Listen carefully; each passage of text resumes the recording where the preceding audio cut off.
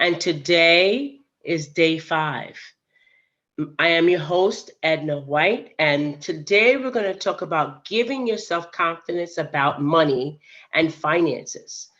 You see, finances is a key pillar of your life. When you fix your finances, you free yourself to live your best life. So today I have two amazing people who have finances all together. I have Marcy Grossman. She's a CPA with over 30 years of experience in public and private accounting.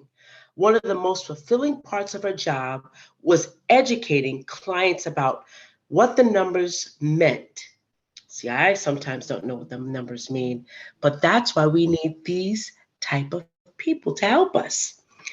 In 2021, she left the security of a day job. Hey, that's what we always talk about, to pursue her passion and wrote Money Marcy's Guide to Financial Literacy to focus her knowledge and efforts in financial literacy to literacy educator and help people improve their relationship with money. Now, she's going to be the first part.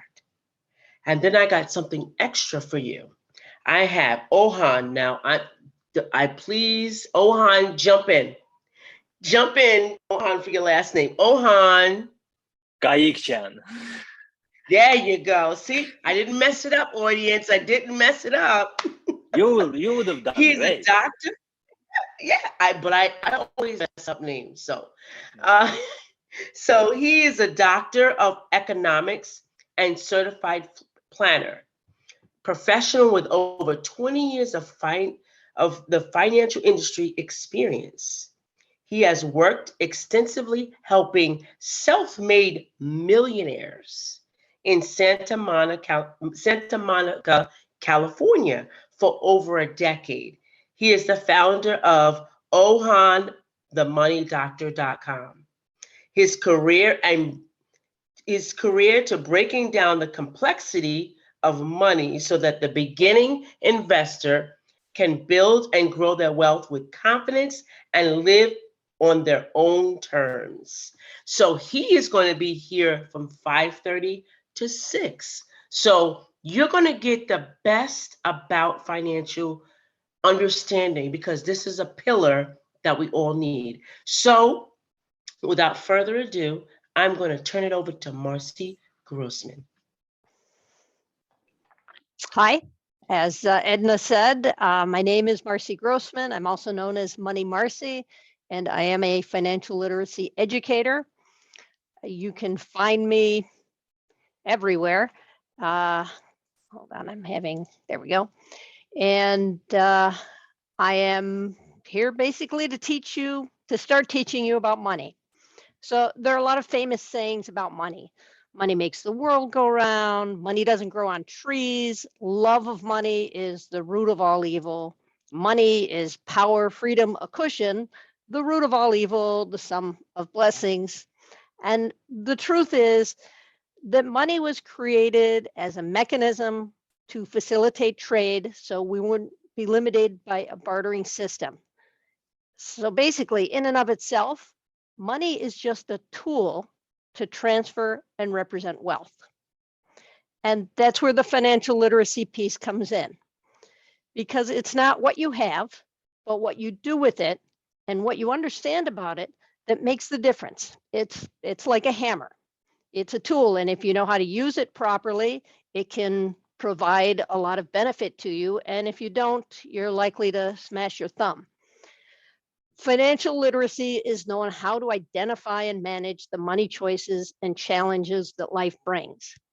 And whether you're an employee or an entrepreneur or an individual with just a side hustle, it's important to own your money. And owning your money means knowing what you have and what you owe, and being able to make educated and intentional decisions about things that relate to money. So let me tell you a secret. All roads lead through finance. Everything is related to money. Even the things that cost you nothing cost you something, and the thing that it costs is usually money. So no matter what age you are, you're making decisions on a regular basis that impact your money, whether you buy lunch or pack lunch, or what cell phone carrier you use, or whether you go out to dinner or make dinner. What phone do you buy, and do you buy it or do you rent it from your carrier? What health insurance you choose, or if you're the entrepreneur, what health insurance you choose to offer to your employees.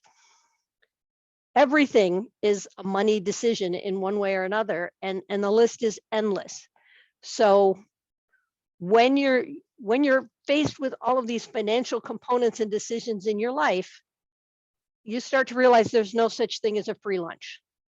And the sooner you start paying attention to where your money is going and realizing how much of it is actually decisions you make, the more control and ownership you have of your money and your financial future. So when you're making decisions about your own money, the first step is to know your financial situation. And to know your financial situation, you have to have a financial statement or an income and expense statement, a budget worksheet, some other way to see what you have, what you earn, what you owe, what you spend. And you need to look at this report on a regular basis. And this is true no matter what your situation, whether you're wanting to take control of a business or your personal money. And I'm going to share my screen and put up slides. It's going to be so exciting once I get this right. So that's me, in case you didn't know, and let's go here. So you have to treat your money as an asset that you value, not just, are you seeing the right screen? Are you seeing the slides? Okay. Not just an open pocketbook that will sort itself out, because personal money mistakes can have long-ranging consequences that can affect your money situation for decades. So you have to know your financial situation by doing the legwork. And I recommend creating a budget, a projection that includes what you've spent and what you expect to spend. So I typically like to do a year at a time. You can start from whichever month works best for you, but you really need to do a full 12-month period. And the reason for this is because some things happen cyclically within a year. They happen once a year. And if you don't do a full 12 months, then you're going to miss significant items in the way you spend or earn, for that matter. And if you do more than 12 months, you'll pick up some things more than once and some things only once, and you won't really have an idea of what you're spending in a year. So a year is a 12-month cycle, however you do it. So I use the term budgeting to cover my projections for the months in the budget period that have not yet occurred, as well as the ones that actually have occurred. But it's also a projection, and you might hear these words various times, and I will use them somewhat interchangeably. So I recommend you keep an original annual projected budget amount as a reference point, but you don't need to, because you're going to be continually updating the projection. I'm going to show you some worksheets in a moment. The important thing to be aware of is whether you are on track when you look at the whole year with your budget and your projection, your actual and your projected, and if it looks like your year is going to end up positive or negative. On my website, I've created a page called Links and Worksheets, and there's a worksheet for budgeting, which helps you create an annual projection of your total income and expenses. And there's also a worksheet for forecasting, which helps you create an annual projection by breaking down into monthly amounts that can be updated as actual information becomes available. And these are good tools to use in combination to create a way to see what you've earned and what you spent. And so you can see for your month and for your year if you're looking at a surplus or a deficit. So if you were to download my budget worksheet, which includes both the income and expense side, you'll see that I've taken a couple of different jobs, just random jobs, to show that one might be a weekly regular paycheck and one is a monthly, if you want to call it stipend, you want to call it side hustle. And then what I've done is I've annualized them out for the year. And since a weekly payroll, there's 52 weeks in a year, and then a monthly is 12 months, and that comes up with the full income you've earned for the year. This would be theoretically a one-time budget that you would create, but if you find your income, your numbers are significantly different, you might want to update this. And then we go to the expense side, and you see that the breakdown is differently, because you might earn your income weekly, bi-weekly, but you don't necessarily spend that way. You might spend weekly, monthly, quarterly, and annually. If you find that these columns don't work for you, this is an Excel or a Google Doc, and it's easy enough to add extra columns and extra rows for the things that impact or don't impact you that I haven't included here. Now, what you'll notice is the most important number here I've got highlighted in green, and that's because you really want to know what you have for the year. It doesn't matter as much what your weekly and monthly expenses are as it does what that amount is going to be across the total year, because I don't know how to explain it. 12 months just makes sense. It includes everything in a full annual cycle. And typically what happens again is most of your expenses repeat. You have one birthday, you have one major holiday season, any of those. So this is what it looks like. You'd be able to add extra columns, change columns. The numbers are all changeable, and this becomes a document that you can download and use on your own to reflect your own situation and create your own income and expenses. If we go back to income, you'll see we've got a problem because the income is less than the expenses, and that would mean that you're working at a deficit.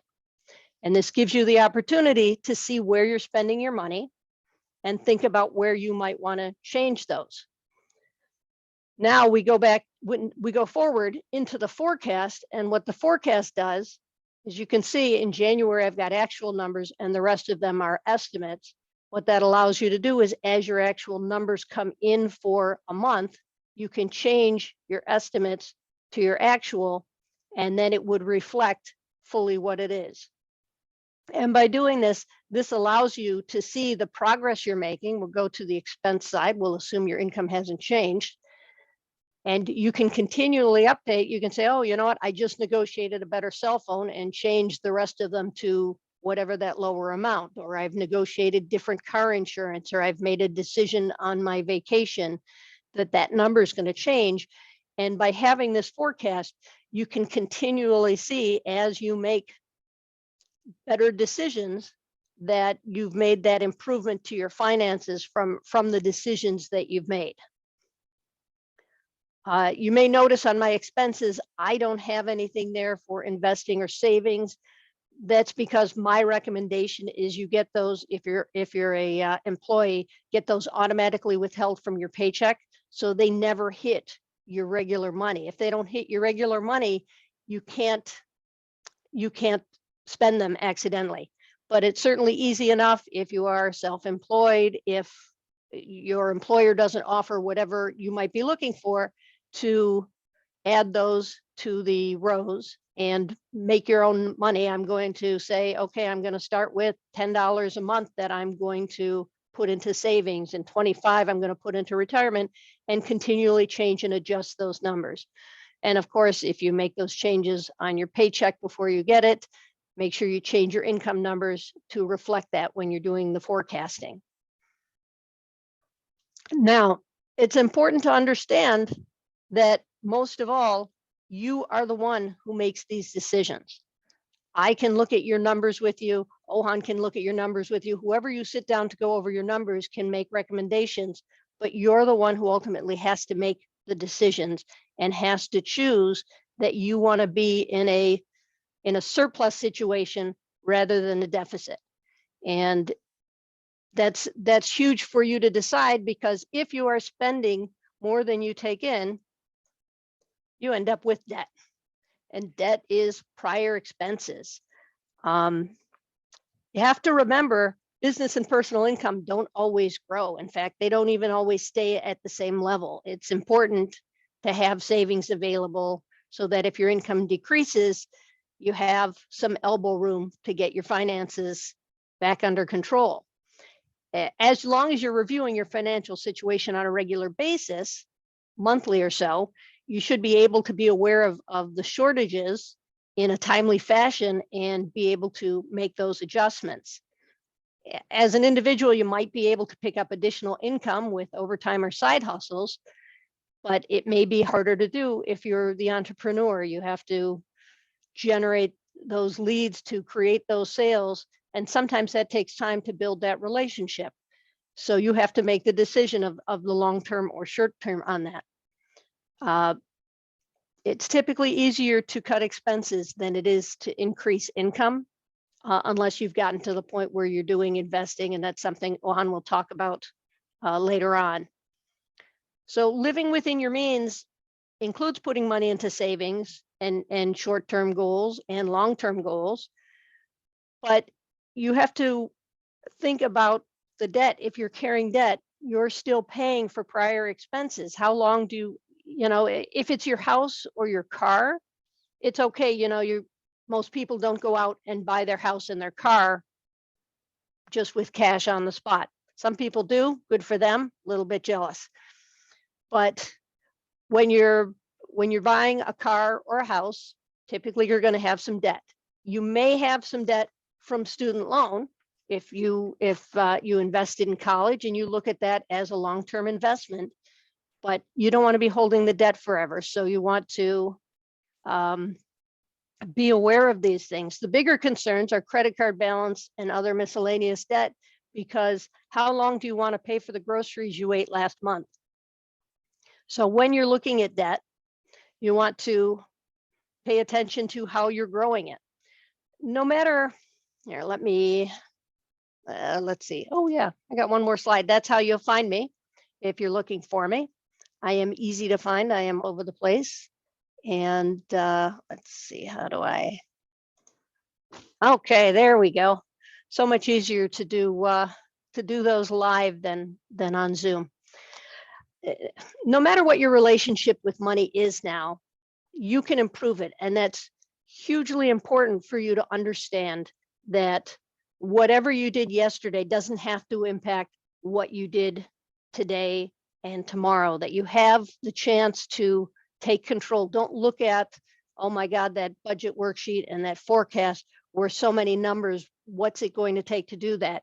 Start from today and start working to improve that relationship, to improve your decision making. Maybe today you change one decision and make it slightly better. And then tomorrow you can look at another decision. Maybe it takes a week or two to say, okay, I can do a little bit better on this, and I can do a little bit better on that. And just keep working to make that improvement every day. Nothing can prepare you for all of the choices that come up in life. And you have to get as much information and education so that as these decisions happen, you have a framework to build that next decision on. You've got a little more tools in your toolbox. You've got a little more experience and knowledge to put behind this strange new decision that hadn't been there before. And understand that you're going to make mistakes. It's human nature. I would love to be perfect. And if there are any perfect people out there, I would love to talk to you. I'd love to hear how you achieved it. I'm not there yet. But you have to let yourself go. When you make those mistakes, you have to pick yourself back up and you have to say, okay, first off, I'm going to do better next time. Second off, I'm going to stop digging the hole and start working on filling it in so that I can get in the better place for the next decision. And sometimes, maybe it's for a generous purpose. There's someone who really needed help and you wanted to help them, and you may or may not get repaid, or it might take a long time. And sometimes it's a special event, whether it's a wedding or a one-time event that is really important that you want to do in a certain way for whatever reasons. I mean, you want to be responsible with your money. You want to look at these things and say, how do I do it the right way without ending up in a huge hole because of it? By looking at your budget, you can say, you know what, I can cut back here to spend here. And if you can do that, you can prevent yourself from getting farther into debt, because you have that awareness of where your money is right now and where it's going to be. It doesn't matter that you made a bad decision. Everything is about how you respond afterwards. Use that as a lesson, move forward. Now that you know better, do better, and just keep moving it forward. Don't let that derail you. Make plans and set goals. And sometimes you have to be flexible in one place to achieve a goal in another place. We only have two assets in life. We have time and we have money. And the exchange between the two is what determines where we are and where we're going. But no matter how old you are or what your circumstance, you can always choose to learn more and to improve your relationship with money, because that's the only way it's going to get better. I mean, you can buy a lottery ticket if you want. Over here, the lotto is a pretty big number. You know, you might have a better shot buying lightning insurance and getting struck by lightning than you would at winning the lottery. But I want you to think about what you're doing to own your money. What are you doing to reach your goals? Financial, personal, work-related, whatever. Knowledge is power, and your goals are your own. You get to choose your goal, and you get to build the path that gets you from here to there. So you want to support your own goals and intentions, and remember that money is the tool that serves you, not the other way around. Make the time and effort to educate yourself, and then you can collect the rewards from that better understanding of money. I really appreciate this opportunity to talk to you. I appreciate Edna for having it. And now I'm going to turn the presentation over to Ohan, the money doctor, to talk about debt and investing. Thank you very much, Marcy, Marcy. This was like all these great gems. They call it like these precious points that you made here, and the time that I wanted just to continue. God forbid, let's say someone put themselves in situation that they have high interest debt. So what is the way out? So we're going to do that. Again, my name is Ohan. I'm Doctor of Economics. I'm certified financial planner professional with over 20 years of financial industry experience. I'm the founder of OhanTheMoneyDoctor.com. Also, I'm an expert contributor for Money Geek. Also been a guest on various podcasts. I dedicate, as Edna mentioned at the beginning, I dedicated my career to breaking down the complexity of money so the beginner investor can build and grow their wealth with confidence and live on their own terms. So when Marcy talk about like debt, unfortunately, in many situations when it comes to budgeting, people find out they are having a deficit. And when they have a deficit, which means like they have more expenses than the income coming in, what they do, they run right away to their credit cards. And unfortunately, credit cards is usually high interest debt. And when you have a debt, and it can be credit card, it can be a loan, it can be car loan, mortgage, and all these different various ways, when it comes to paying it off, there are two famous methods to approach. One called debt avalanche, and another called debt snowball, which I'll try my best just to go really quick because of our time. But the difference between these two, with debt avalanche, is for people who are approaching their money with a logic, because the debt avalanche is the most efficient way of overall paying the debt. And first, you start paying off the highest interest rate debt that you have. This method will help you to minimize the interest expense that you will pay on the high interest debt. Debt avalanche method takes discipline and commitment. Again, I mentioned you need to more be like someone who approaches to their money matters with a logic. Versus for people who approach their money matters with more of like emotions and feelings, there is something called debt snowball method, where in this case, you start paying off first the smallest balance that you have, regardless of what interest rate you have on that debt. And then you enjoy your little wins because you pay the smallest debt and you move to the next next largest one. Debt snowball costs you more because again, you started with a small balance regardless of what interest rate it has on it. Then it comes to the question like, what if I have a debt? Should I invest while having debt? Or should I pay off debt and then invest? This is a good question. And there is something called a rule of thumb, which again, like the reason it's called rule of thumb, that it doesn't apply to every single situation. So what do? You make sure that you check like the interest that you are paying on the debt. And in case it is, a rule of thumb is like 7 to 8%. If it is the interest on the debt is more than 7 to 8%, definitely you prioritize paying off debt first before you start thinking about investing. But if it is, let's say, your car loan, which is 1% or 2%, and I know our listeners will tell me that nowadays it is hard to find these interest rates because the interest rates overall went up. But if you have a car loan which has 1 or 2%, or it is your mortgage, it is always not, it is most of the time, I will not say always, it is not advisable to wait to pay off your mortgage or to pay off your car loan while you start investing. Parallel paying off your car loan and mortgage, it will be ideal if you start investing as well. So it all depends on the interest that you have on the debt to make the decision to invest while you are paying off debt, or to wait, pay it off, and then start investing. Investment game, they call it, it's a game, it is fun, but in the meantime, it is very important to our life. But I want to mention you one thing at the beginning. It is really simple. Everything genius is simple. So don't just overthink on this.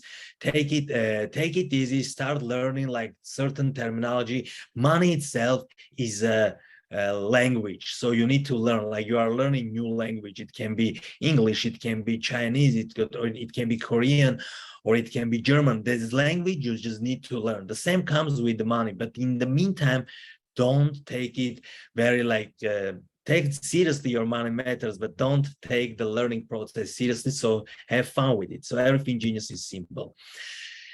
Can you pick or choose? That's a good question, but I will ask you, like, what happened to Sears? Everyone remembers, like, Sears been around for a long time. It was a retailer, but all of a sudden, on 2009, Sears filed for Chapter 11 type of bankruptcy, which still is a bankruptcy. So they are not around like they've been before, with all their tens of thousands of locations all across the United States, and in one moment, even abroad.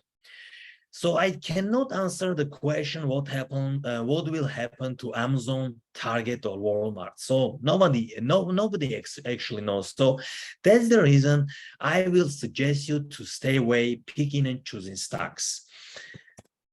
But do you know how many companies in the United States, publicly traded companies? And I want to answer that question. It is more than 4,000 companies. It's really hard to pick and choose. So there is a gentleman called John Bogle, who is very much known as a founder of Vanguard, the company, the brokerage company Vanguard. But in the meantime, John Bogle is someone who made the index fund accessible to regular investors, so to Main Street investors, how they call it. And this quote I just stood out to me because he mentions that don't look for the needle in a haystack, just buy the whole haystack. And I'm sure like our listeners will ask a question or question what I said, or John Bogle, by quoting John Bogle, that how I can buy everything. But interesting enough, there is way for everything. And there is something called index funds. So there is something called total stock market index funds, which is depending which brokerage firm, of course, you are looking for. The most importantly, make sure you know what you are investing with. And at the beginning, you see my disclosure. Everything we talk today, it is for educational purposes only. If it is a part that you need to make any financial decision, definitely involve your CPA, your accountant, your tax advisor, and in some cases, an attorney as well. So this is all educational purposes only. So for total stock market index, it has over 3,500, in some cases over 4,000 stocks in it. So instead of picking and choosing, you are able to invest in everything. But then something more famous, and if you listen to the news, You will hear every time in financial news, especially, they talk about market performance. It went up, it went down, especially nowadays, it's very volatile. Regardless of, like, from January, the market is down more than 20%. So it is more of a, like, I see on that as a market being on discount versus like being down. So there is something called S&P 500, which is 500 top stocks in United States. And top stocks, I mean, like, by 500 top companies. They call it Fortune 500 as well in financial industry, in financial language, but these are top 500 companies in United States. And if you go and check the list, you will see very familiar household names, including Google, including Tesla, Apple, Costco, Starbucks, and all these different companies. So instead of picking and choosing stocks, this is one option to invest in S&P 500 index. Again, make sure that the index that you choose, it is first and foremost, you are not paying high expense ratio on them. And then do your homework. During this presentation, it's very short. We'll not be able to go in very deep in regards certain subjects. There is something called risk tolerance. There is something in regards your age. There is called asset allocation. So how much you need to have stocks, how much you need to have in the bonds, and how much cash you need to hold. So this is more of a, like, introduction to investing world. So S&P 500 is one of the way for a beginner just to start investing. What is index investing? I mentioned a couple times already, but index funds are passively managed mutual funds. The goal is to match the performance of certain index or benchmark. It can be S&P 500, but there are many other different indices as well that certain index funds are following. So make sure you are aware of what you are investing. Do your homework, as always, when it comes to your money and to your finances. Index investing is the most common form of passive investing. The reason being, you are sleeping at home, but Amazon working 24/7. McDonald's drive-through is open 24/7. So they are serving the sandwiches, they are serving the burgers, and you are getting paid. How you are getting paid? You are getting paid through the dividends that companies decide to pay to their investors. And also, like, the history shows, again, we cannot definitely tell that the future will be the same, but history shows that the stock prices go up as well. So you are getting some benefits as dividends, and also the price, your investment price goes up, the investment value that you invested goes up. That's why it is the most common way of passive investing. Literally, you are not doing nothing but just investing. Of course, your money works for you. That's the main difference. And very famous quote from Warren Buffett, who says that non-professionals should simply invest in a cross-section of businesses, and that low-cost S&P 500 index funds. So if you don't want to listen Marcy or Ohan, maybe you decide to listen to Warren Buffett. This is the quote that he mentioned. Again, investing, you need to do your homework. It is not something that you just listen to us and you go ahead and open the account and start investing. But I want you to start thinking about investing, putting your money work for you. Money is abundant, so everyone needs to realize this, and there is no shortage of money in the world. And if you hear news in these recent years, so much money got printed by Central Bank of United States and all the other banks. In United States case, it's Federal Reserve, but overall in Europe, in Asia, all across universe, so much money got printed. So money is abundant, so there is no shortage for money. But in the meantime, anyone's income is limited only by the decisions he or she makes daily. Again, Marcy mentioned that whatever money you have, you need to be very careful. And that's the reason she mentioned about budgeting, just to see where your money is going. So the decisions that you make about your money, they are affecting how much money you have, of course. All that matters is how you use the money you already have, as I already mentioned. So there are two different type of like defining people, persons, individuals when it comes to money management. One called like consumer. So consumer is an individual that consumes and buys stuff for personal use. So consumer sees something went on a sale, goes and buys it regardless of it's a 10th shirt he has or the 10th Nike shoes that he has, but he goes and buys it because he loves consuming. It is for some people it is type of a therapy. Some people are just consider them consumers, but in the meantime they don't know about it.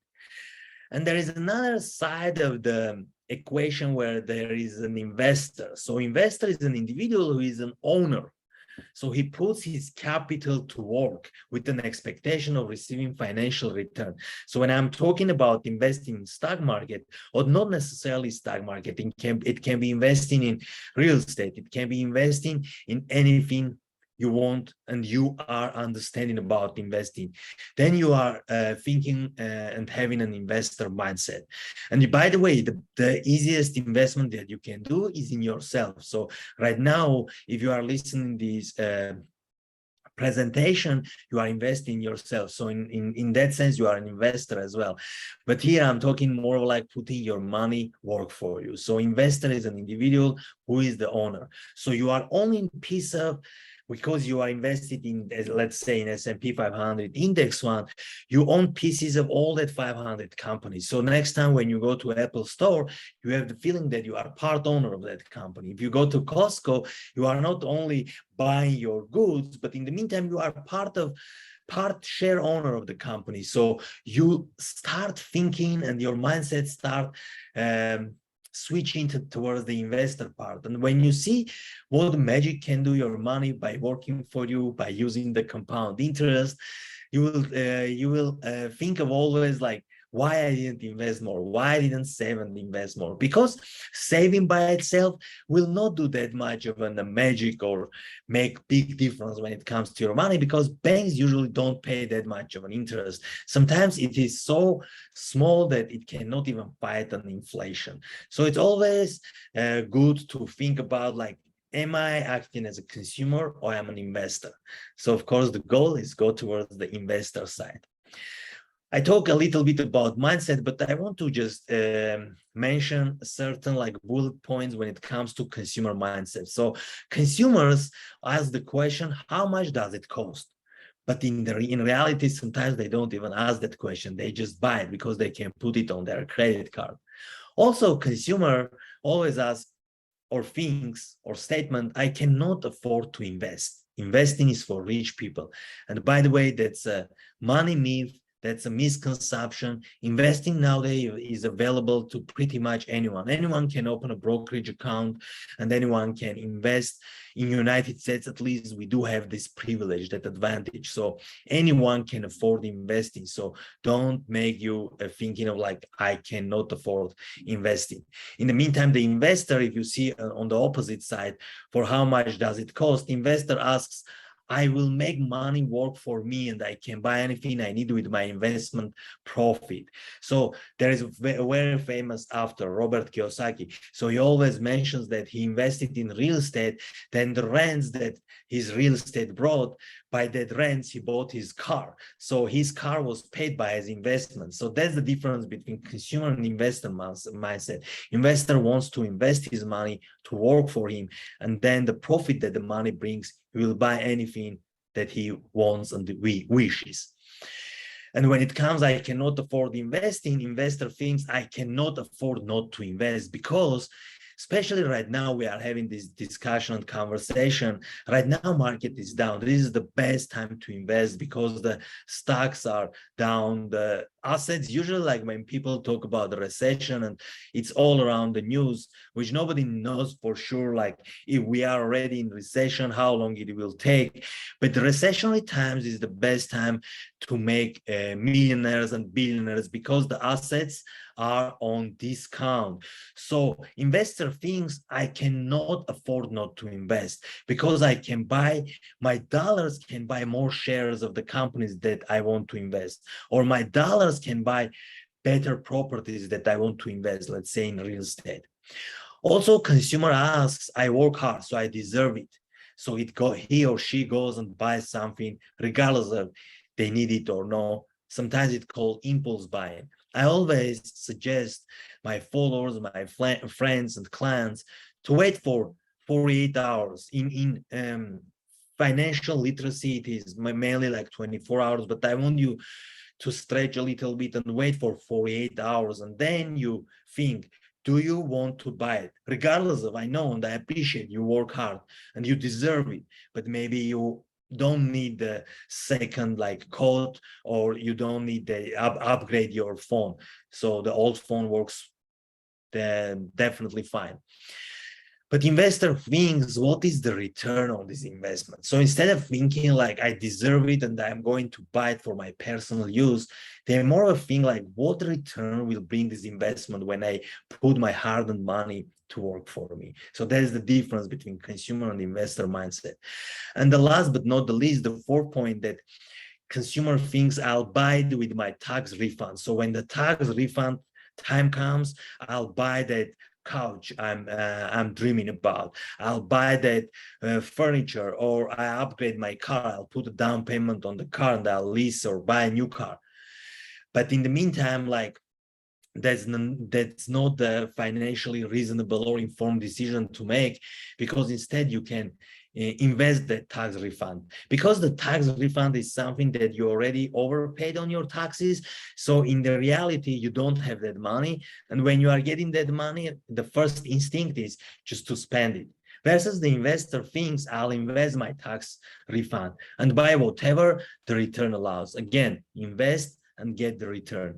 Many people think like short-term gratification, but in many times it shows that if you are able to give up the short-term benefit or short-term gratification for longer-term benefit, it always benefits, because in the future you have longer time frame for your money to work for you. And then in the meantime, right now you have the gratification, you are satisfied. Pretty much after some time you will even regret, do I need that couch, or do I need to upgrade that phone that I did with my tax refund? So be very mindful when it comes to tax refund season. Where you can find me, you can find me at ohanthemoneydoctor.com, and I talk different subjects today. I talk about debt payoff, I talk about investment, but I created something where I call it Wealth Roadmap. It's a PDF form. It's for free. You can download on my website, and it's actionable guide. So you can start taking ownership of your money right today at this time and be on your path to build wealth. Also, you can find me on social media at ohanthemoneydoctor.com. I have small disclosure right now, but also what I wanted to share with you really quick. I want to share with you something from my Instagram page, which you can guys tell me like, okay, Ohan, you talk all these, but what will be the return on my investments? And I have something created some time ago, and I want to just share today with our listeners. And I'm going to mute myself, and you can listen it only for 1 minute. $100 to 1 million. Let's open investor.gov webpage for compound interest calculator. I want to show the magical power of compound interest. Let's say our hypothetical investor, Miss Smart, has $1,000 saved, and after listening to Ohan the Money Doctor, she decided to save more and invest in index funds. So let's input her $1,000 as initial investment. Next, we input $500 she decided to save and invest monthly. She smartly leaves that money to work for 30 years without taking out any penny. Let's use an estimated interest rate of 10%, which is the average stock market return. Click the red calculate button, and voila, her account will potentially have over $1 million. Guess what? She only contributed $181,000 in total, and the stock market made the rest. The companies that you invest in make money for you 24/7, while the magic of compounding makes wonders in growing your investments. So thank you very much for all this time that you spend, guys, with me. And I'm looking forward to contribute more in the future. Absolutely marvelous. let me just tell you, this was great information. I was definitely taking notes down from Marcy, the Money Marcy, and I was definitely taking notes down from the Money Doctor for sure, because I was like, oh my gosh, this is really great information. So Thank you. I know that my audience is going to be totally excited about where they're going to go, because let me just tell you, this is bringing out so much activity, the confidence that it's bringing me about money and finances, about my budget. I got really excited when I was listening to Money Marcy. I'm on the right track. I got a budget. Yay! I'm totally excited. And then I got more excited because I truly do believe in bonds, and just listening to like just investments. I love the fact that it gave me, when I started investing, let me just tell you, and there's small little ones like Acorn, and I think there's another one, I think Robin Hood or something like that. But I decided, hey, I got this big bulk of money during tax season. I always do, and I always take it down and let's find an investment. And of course, audience, you guys know I love real estate, everything about real estate, nuts, bolts, cement, wood, everything, whatever it is. I love everything about real estate. And I invest my money. And so when I was listening to the Money Doctor, I was like, yes, I'm on the right track. This money information that both Marcy and Ohan have brought us today will help us put together that key pillar of our life, which is finance. It will help us fix our finances from what Marcy has told us. And then you will get freedom to live your best life by what the Money Doctor Ohan has told us. So if you want to have extra confidence, they've given you all the steps. Now, I will tell you that I'm going to have all their contact information under this video, and I implore you to please connect with them, get the information, get the free things that they say, actually hire them to help you to become the best you in confidence, especially around money. That's what we need. We can't flounder and flip around and have all these things going on. Confidence in money and finances is the way to go. And this is the great information that we need to increase our confidence around money. I want to thank my featured guest today. I really want to thank you for giving this information. This has empowered me, I think, extra. And I know it will empower my audience. So I appreciate you. We appreciate you for being here today to inspire the confidence around money. Thank you so much for being here.